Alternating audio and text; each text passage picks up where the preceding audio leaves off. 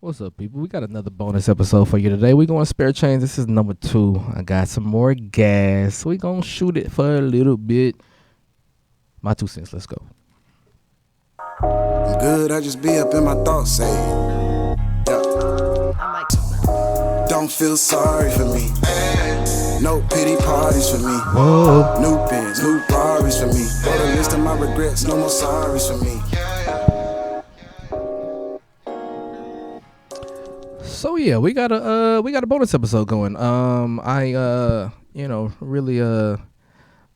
really got some stuff going on. We got, a couple guests. I got my mom's back. Mom is back. My Dukes is What back. up? My Dukes is back. And then I had to bring her. Is it the better half or is the worse half? Like, what are we saying today? It's the half. It's the half. It's just the half. Okay. I got my pops in the building. That boy Larry. Hello. He'll tell you his name, Mr. Kegler. we got Keg Mo. We got we got moms and pops in the building. Got the parentals in the building. We just gonna kind of talk a little bit. I know y'all got a lot of wisdom. Y'all been on this earth a long time. Y'all are, we gonna say what's the word I'm thinking of? Old. Y'all are old. So we gonna think. So we go think about kind of talk with y'all about a few things, just a few little random topics. I just kind of want to talk about wisdom. That's what you call it. I'm starting to get some of that too in the beard. I understand. Starting to get some of that wisdom. It in the ain't beard. like this one. Yeah, it ain't nothing like what you got going over there. But no, I kind of. You guys have done a lot of things for a long time. A couple of things. You guys been married for a long time. 38 years coming up, June 18th. So, you definitely got that going on. You guys have been parents for, at least 37 years, and you've been parents for what, almost 50 years. So I mean, you guys have definitely been doing this thing for a long time. So I mean, like you said, you do definitely have a lot of wisdom. So I kind of want to talk to you guys a little bit about marriage, a little bit about parenting, and then a couple other things we'll kind of dive into. Kind of nothing bad. So just tell me, what's the secret? You guys are 38 years. What's the secret? Like how, because I have dealt with you both individually. I know how much y'all can get on a person's nerves coming from your kids. So how have y'all managed 38 years? You can go first, Mr. Kegler. Okay, Mr. Kegler. Well, basically, it's recognizing that things aren't going to be 50-50 and understanding how you should take your 75 when you get it, and understand that when you get to 25, you got to be able to accept that too. So when you're going into marriage, this is 50-50. No, on some days it's 25-75, and some of those days are your days, and some of those days are your wife's days. And for two people to live together, they have to understand that. That's cool, because I've never heard that. And I mean, like, that is, now that I'm thinking about it, it's like, I think everybody need to hear that. That's definitely, because it makes a lot of sense. I do think, just kind of looking back and, there's never, I think there's a lot of times where you're not going to agree on something. And, depending on who gives, who takes, whatever the case may be, how you kind of fall into it and and figure out who's going to take this one, So, I mean, that's definitely a quality perspective. What would you say, Ma? Well, that too, because, we talked about that a lot, the 80-20, 50-50, whatever it is. But you need me to come a little closer?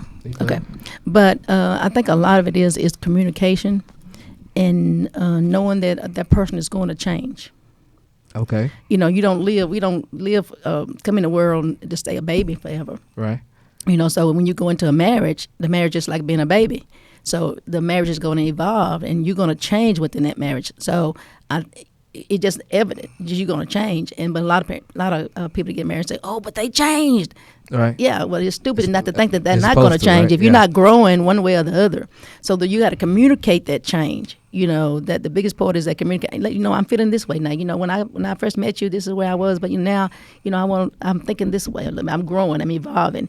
And a lot of marriages are not accepting of that, one way or the other, man or the woman. Right. Are not accepting of that. So you have to be able to say, okay, I see that change. It's not about you. Right. It's about me evolving in the world. Right. So you got to go along with me to know that new person, fall in love with the new person over every time they change. It's a new person you fall in love with. I got you. You know, and so after so many years, all these people I fell in love with. You look back and think, oh God, how I made it over. Right. I mean, I think one thing that I kind of see, there's a lot of people choose to put their marriage and relationship and things like that on TV, right? And so we have a lot of reality TV, and one particular thing that kind of comes to mind on one particular show that Ashley and I watch.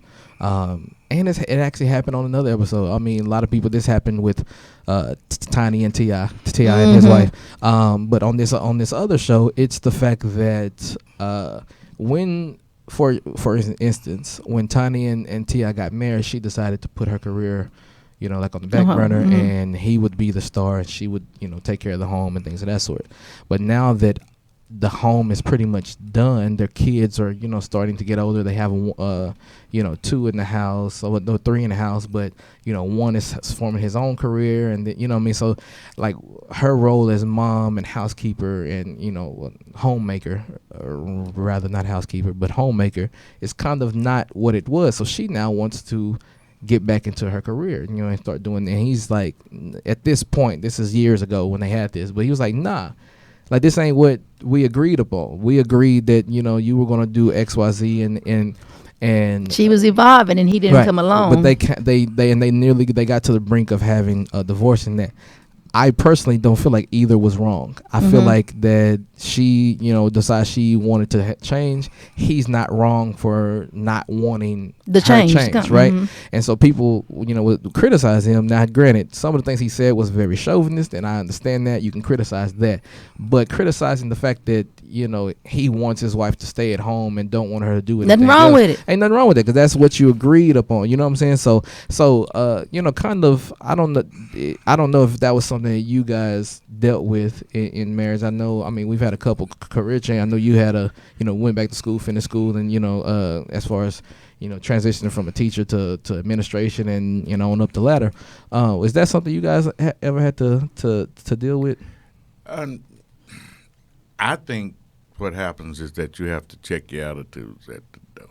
When you go inside the church, your attitudes have to be checked, because I have faith that what Marilyn says to do, whether I agree with it, she has the best in her mind for the family and for how us Keglers should live and what's best for us. Right. And I have confidence in that. And I hope that she has confidence that whether she agree or disagree with me, that I love my family. I have the best, in my opinion, for them. And you discuss it, like, as she said, communicate. But I think the biggest thing is checking your attitude at the door, that nobody has a better answer. You both got a better answer. Right. I think I feel you on that. I think it's a lot of things that kind of happen on the other show that we were talking about. It was a couple different things that happened. One was similar to the T.I. and Tiny situation, but another one was to where the wife, they had a successful business together. They did a lot of, operated in business and did a lot of great things. But as far as when it's come to taking care of home, he had issues with the way that she was fulfilling her wifely duties in the bedroom. Bless his heart. Now, he just need to live longer. but no, for me, although I didn't agree with his methods, I didn't agree with really anything that he did. I also could understand how, because I talk a lot of times when it comes to, I used to always be against cohabitation. Right, and the reason for it is I would always say small things turn into big things when there's no commitment, when there's no covenant tying it together. So, for example, you do your hair in the morning and you leave hair in the sink, right? as we're married, as you're in a commitment, that hair in the sink thing, although it's annoying, it's not a deal breaker. But one particular day when you're not in that commitment and you go and your hair is in the sink and it turns into you're selfish, you're inconsiderate, you're lazy. It turns into a whole other thing that it is. And so my point in saying that is when he was feeling, now for all intents and purposes, he ended up cheating. Now he had been cheating. They got over it, but he ended up, cheating, stepping out on the marriage and blaming again, it and trying to blame it on it. I can see that coming. Because had you been doing X, Y, Z, and I was like, but no, I can understand the feeling of you don't care about my needs, therefore you're being selfish, you're being inconsiderate about the way I feel, you're just worried about yourself. I could get those feelings and how he could get those at the same time. His ego was bigger than the marriage. Now that definitely is true. Knock. That definitely is true. Now when you have this, but the reason she wasn't fulfilling her duties, quote unquote, in the bedroom is because she was asking for help. We need to hire a nanny to help take care of the house and the children. We need to bring someone in. We both work. We both do all this other stuff, and so we bedroom is emotional. And so those emotions when there, yeah. And so his thing is, no, I'm not paying for that. I'm not bringing someone else into the home, things of that sort. So it's kind of like you're in a situation where I'm telling you. You're telling me what you want. You want me to fulfill my wife's duties in the bedroom. I'm telling you what I need to fulfill my wife's duties in the bedroom. Now, if you choose not to give me that, then you choosing not to give yourself what you're asking for. So it's like those type of things that people don't see, and it's like stupid issues like that I think come up, in marriage relationships. You enjoy your 75 when you get it. And you be good when you're 25. But I think, and if you're communicating right, most of the time it's going to be 50-50. This is a good old balance. And so with me, I like to take, in any situation, I like to look and say, what can I take out of this situation, right? That was something I actually learned from you when it was, I remember in college, freshman year, second semester freshman year, somebody passed away. That was Papa. Great grandma. No. It would have been somebody that it was a reason that I missed a test. I can't remember who it was. Maybe what year? Maybe may have been my aunt. I don't remember. But I missed a test. And high school wise, you miss a test, you get to make up. Well, I didn't inform anybody beforehand I was going to miss the test, so I got an F on the test. I got a 0 on the test. So I ended up, flunking that class because I got a 0 on the test, and and things of that sort. And then, so then I had another class where I didn't cite 10 words of a paper, so I remember that counted as plagiarism. And although he did, and I took an F in that class, so I went from that semester, my first semester in college, having a 3.2 GPA, going to having a 2.4.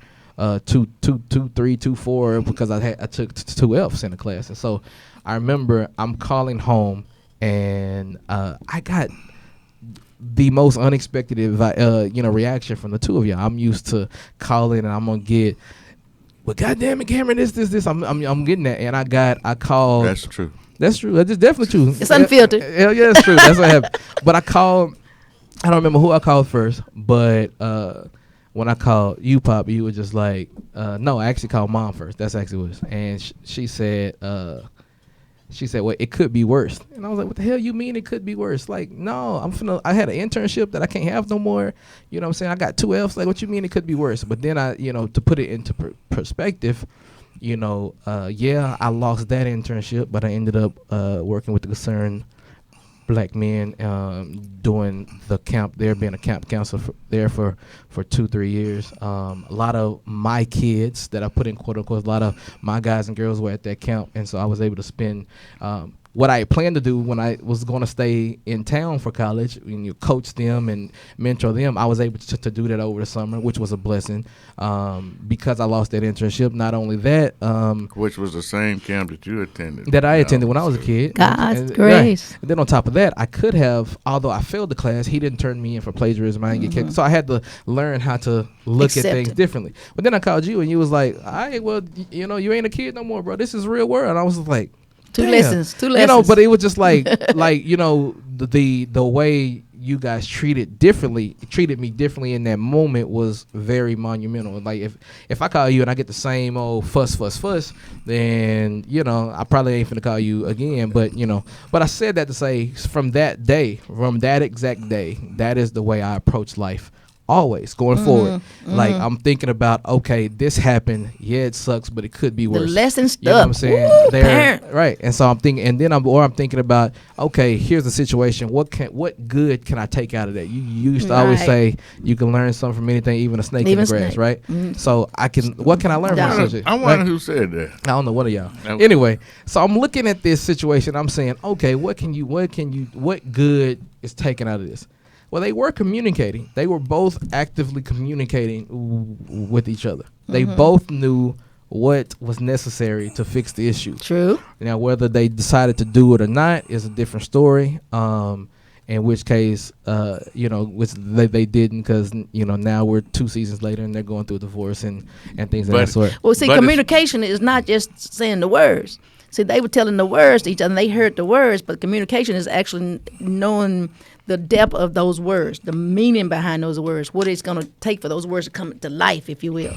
I feel. But they didn't. Neither one got that, or either that, or they were just selfish. But speaking, it was definitely a selfish matter. Yeah. Speaking to each other is a different thing than communicating, because communication to me is when you going in a situation speaking, but you're in the back of your mind, you brought understanding with you. Well, I would say in this particular situation, I feel like she was communicating, and I feel like he wasn't, because he didn't take any understanding out of it. I want it my way. Because essentially, what you want is for your wife to have sex with you in the way that you wanted her to have sex with you.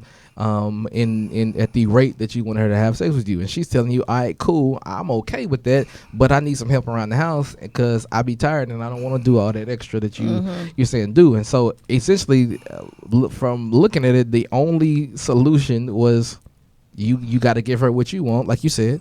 Give her what you want to, you got to have a compromise in that. And also emotionally, he wasn't giving her what she needed, physically, as far as happening around the house and all that, till you get to the point where, dude, you just don't care. So emotionally, you leave me. Right. So there's no emotions. I say you got to carry your emotions into the bedroom. Yeah. So it's really, really interesting, because I know, there are certain nuances about marriage that, I still, to this day, I see you guys kind of put into effect certain things that happen, and I know although it may be innocent, there are times that, especially coming up, one time in particular, we'll talk about off camera because I won't say Oh, wow. But one time in particular, it was something, I don't. We'll say it exactly, because but in this particular thing, it was a moment where I'm looking at my dad and I'm shaking my head, because he what he did was really innocent, but it was really, knowing his wife, it was really dumb,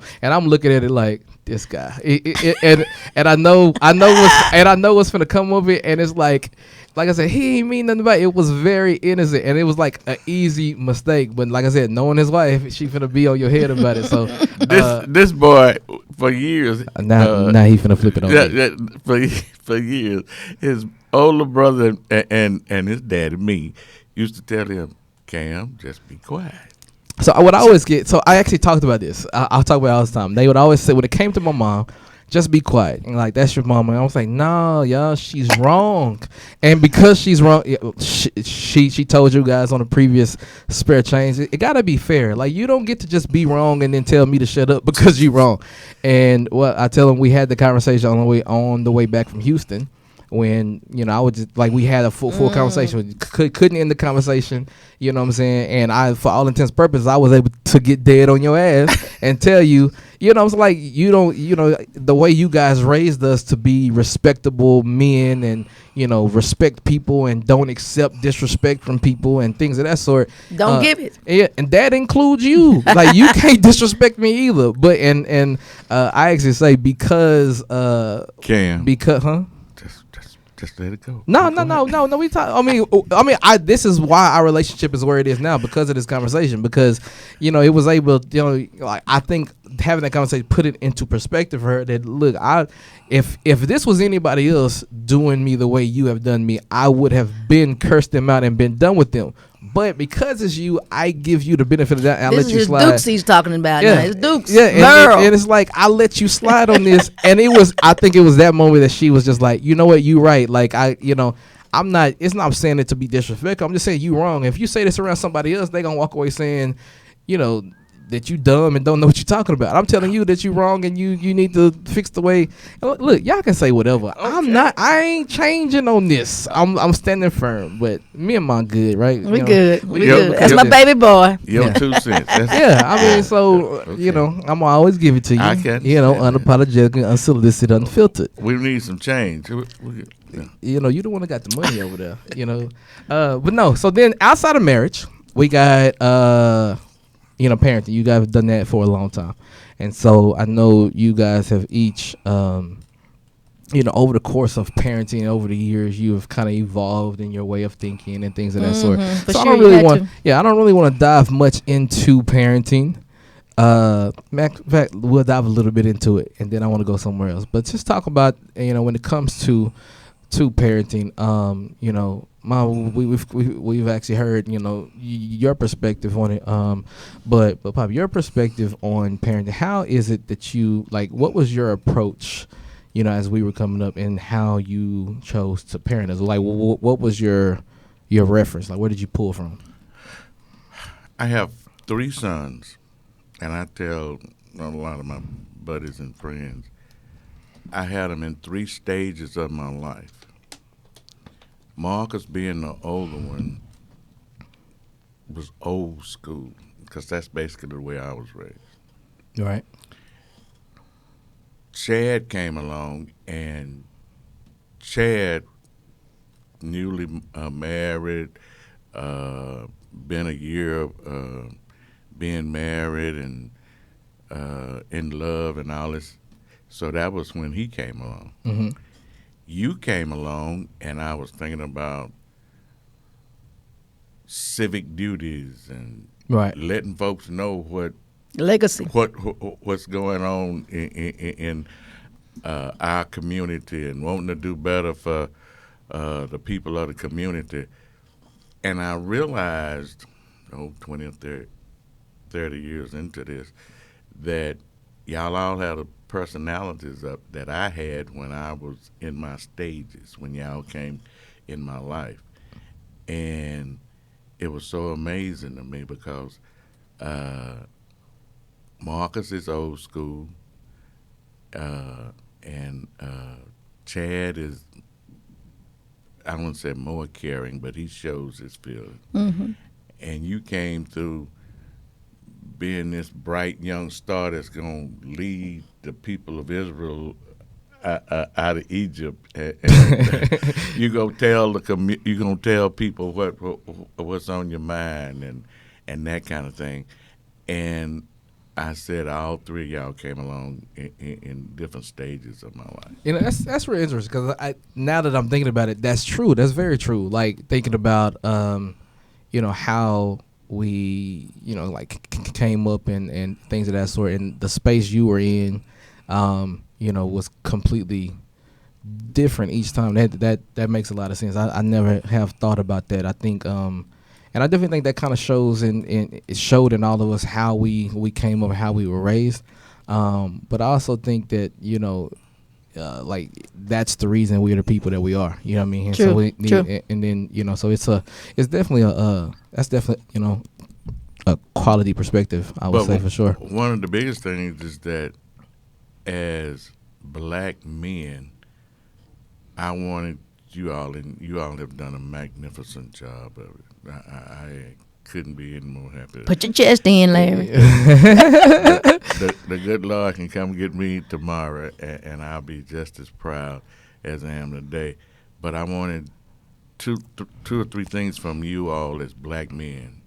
The first, be a black man, be Right. a strong black man, be a religious black man that believes in God, and also being a good and devoted husband, Amen. a family leader, and all y'all have done that, and it's a blessing to me. So It's I think you say that often, and that's I think it's kind of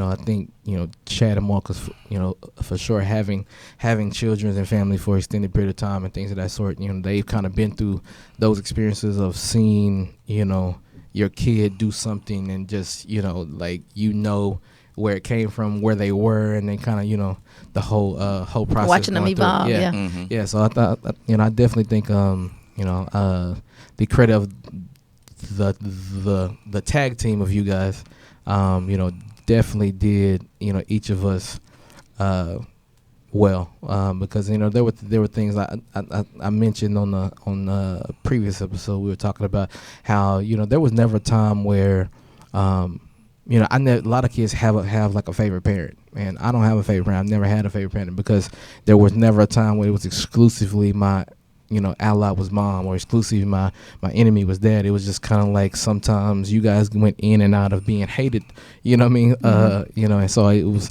different moments that I would have to lean on, each side, so it was really good. That's one of the how you things I guys learned, parented. Cam. I was, not to cut you off, but one of the things that I was learning, it kind of goes along those lines, that this is a Stella May moment, is that when your daddy had an issue with you, I may agree with the issue that he has with you, but my job at that point was to be your ally. Mm-hmm. Was to give you, because you didn't, like say, you didn't need both of us coming. Right. And when I was coming at you, daddy's job was to get you to understand that Right, part. right. So that was the balance that you had, and not that he disagreed with me. He wouldn't, and I was never gonna say dad is wrong, dad is this and that, whatever. But I was gonna, I was just gonna lean on you, let you lean on me, and get, that you could have that ally. So that was a good balance, and I think that's what is missing in the marriages today. That you take a side. There's no side. That child belongs to both of you, and you should have that outlook for that child that's purposeful, Right. whatever. Right. And I was gonna say, Cam, just let it go. Right. And that was, I think that's something that I look for. 'Cause, that's the way I was parented. It was really, it worked well for me, to where, if I got the whooping from one side, or I got yelled at from one side, it was the other side that was kind of, like you said, kind of explain it. Do you understand what happened? Like, here's the perspective. Here's what you can't do. Like when this happens, here are the, what I'm saying, the consequence, kind of helping you understand what just happened, versus you sitting there dwelling, like, thinking you got an undeserved punishment or whatever the case may be. Because as a child, you don't want to hear it. If I'm disciplining you, I've gone through this at school. I tell, matter of fact, I was talking to two teachers just the other day. They said, how did you have that neck? I said, well, it's just listening and talking to kids. But if I'm getting on you, you don't want to hear anything I have to say. Right. Especially as this is why I'm doing this. This is that. I don't want to hear anything you got to say. Listen, you just whip my butt. You just talk to me. You just go to me, whatever. But that other person coming in, knows what you did, knows all the ramifications behind it, can easily help you see your side, Right. that other side, and how it could have actually been different for you. Right. So that's the medium that you have. So I've used that technique with you guys. I've used it with my school kids. I just think it's just a good technique to use. I'll tell you, speaking of this, my major beef with you, Pop, when it comes to ass whoopings. Look, let me tell y'all about how I used to get whoopings. Look, I gotta tell you. So it would be a moment where I would just be like, in the middle of whooping, I'm thinking in my head, bro, just stop hitting me. until you figure out what you want to say. Cause my dad, when he was whooping ass, he'd whoop and then he would be talking to you and then he would do this thing where he'd go and while he doing and he still hitting you. And it's like, you just gave me 3 licks that you don't even know what they was for. You was just hitting me. And so I got a major beef with you on that. And I'm telling you, one of these days when you end up in a senior home eating some store-bought Jello, you gonna remember you, bro. This is why. Don't you get that first? In a few minutes. This is how you got. I want you. I'm telling you, Jello. when you sitting in that room and you wondering why nobody come visit me, I want you to look up and say it was because of all them ands and them extra licks I got. And like, this is payback. This is what this is. That's why I got grandkids. So but there was but no, I definitely. Like I said, we talked about the marriage thing you guys have done, the parenting thing. I just think that all around, I think I really enjoy you guys. Like I think thank you, Cam. Yeah, I mean y'all. We appreciate it. There are moments when I look up and say, man, my parents are really old. Like y'all do old. Y'all do. Thank you for being old. Amen. And y'all know y'all do things that I call old nigga shit. Like y'all know I say that all the time. But y'all do a lot of things that you just be like. What? You do a lot of things. You ought to hear what we be saying. I'm pretty sure, but and probably when y'all talking about it, you probably hit them ends in there. But no, definitely appreciate you guys for coming through. There's a. Can I say one thing? You say, go ahead, Mr. Kegler. But for long time, Cam was the baby. He still is the baby. No, but of the family, the whole family. Oh, we came up. I had 4 brothers and one sister, and as we developed families, we had all boys. And Cameron, for a long time, was the baby of the family, but he was the baby boy.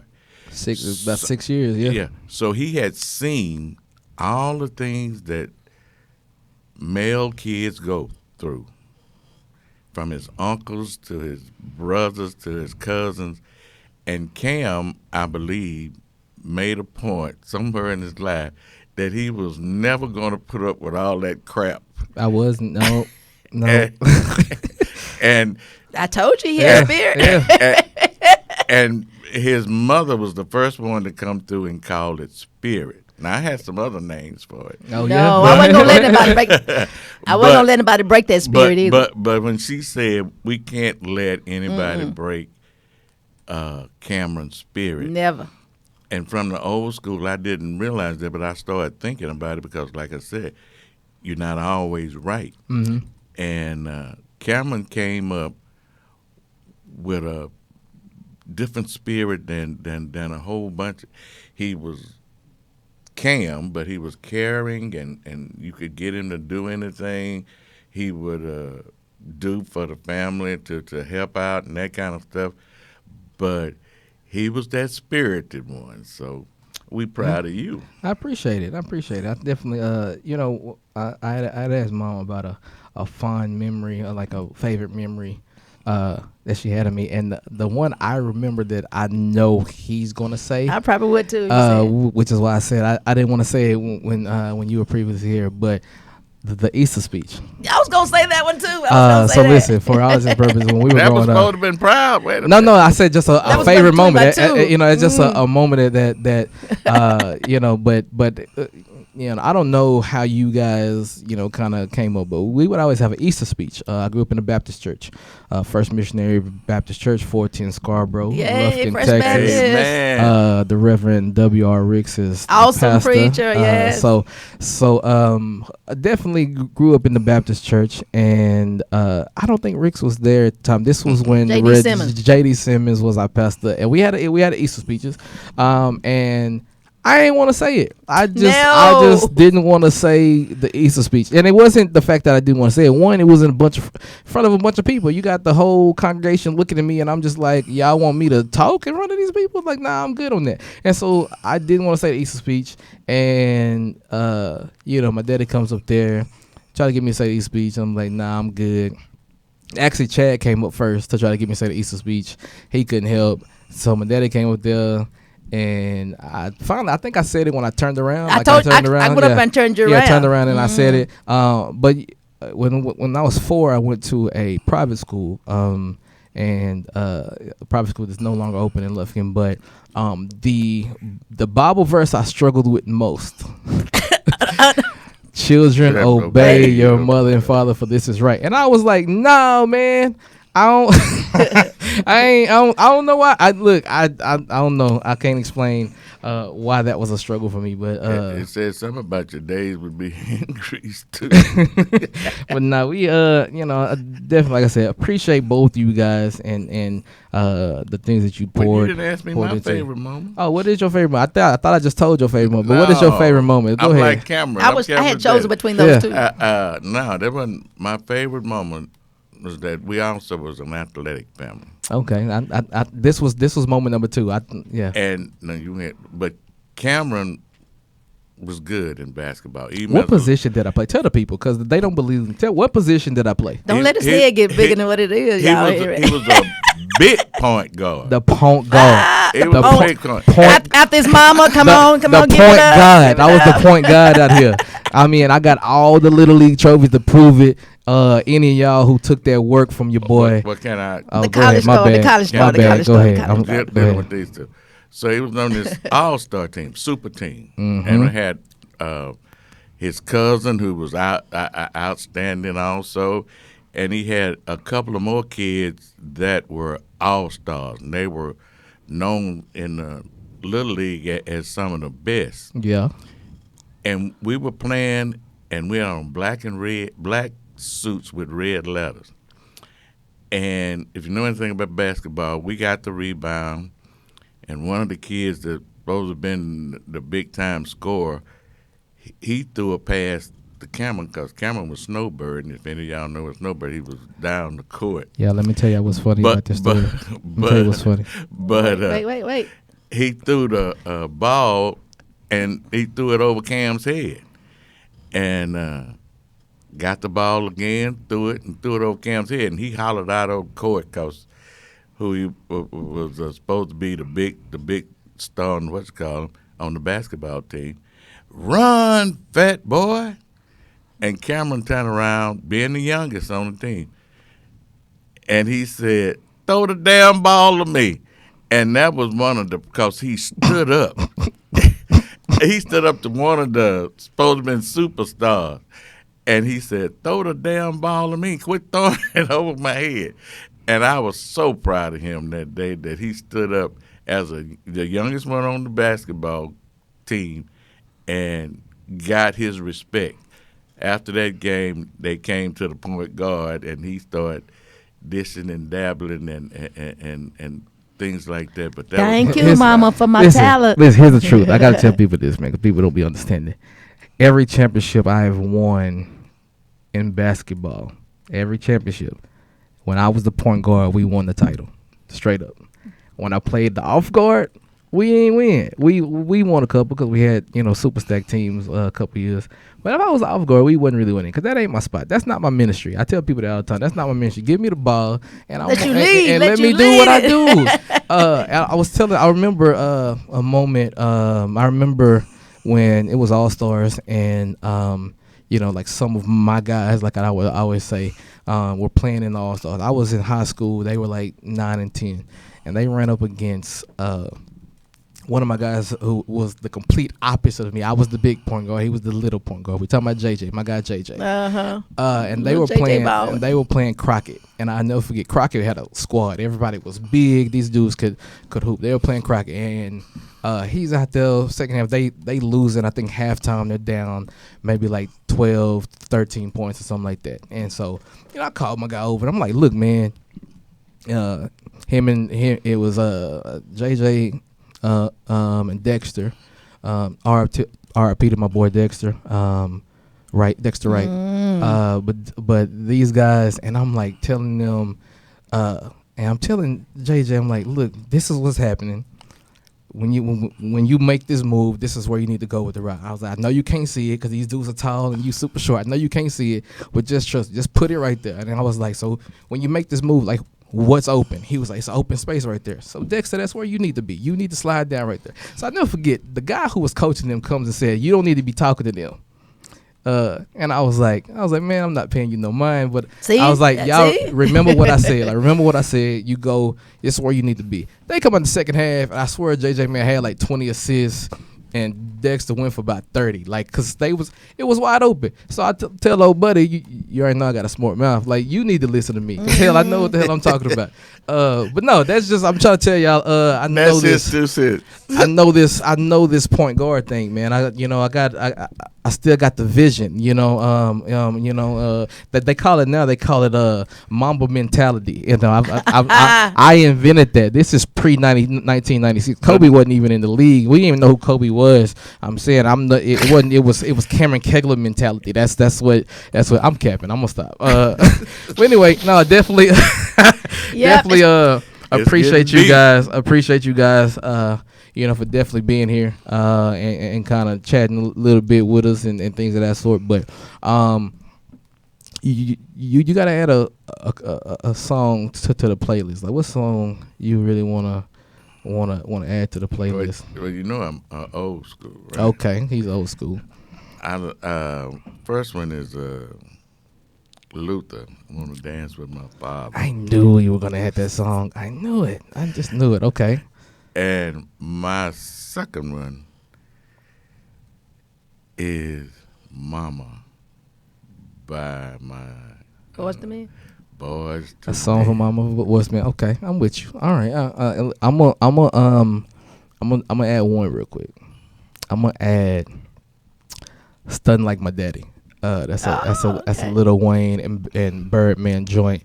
That used to be a ringtone, when I was in college. No kidding. When you would call him like "stunting like my daddy," so I used to rock it. Are you saying strutting like stunting like my daddy, okay, stunting like my daddy? And so Y'all can tell we old. Yeah, they don't know no better, y'all. They don't know better. But nah, we definitely like I said, appreciate you guys being here. Y'all got anything y'all want to tell the people? When it comes to marriage, parenting, y'all got any final 2 cents? Y'all got Be all in it, 100%. Do what you got to do, your part, and it'll work out. Be satisfied with your 75 and understand that 25 is coming right around the corner. Here's what's funny. I'll say this and then we'll get out of here. But one thing about my dad, much of the advice as I've gotten over the years, to be completely honest with you, Chad and Marcus can back me up on this. A lot of advice we got was just completely off. Not that it was wrong. It was just like, certain moments would hit him and it was just like, damn, he wasn't prepared for that moment. Like he was kind of like trying to figure out how to deal with it. One time in particular I think about is when I had a situation in high school with a girlfriend and things of that sort. And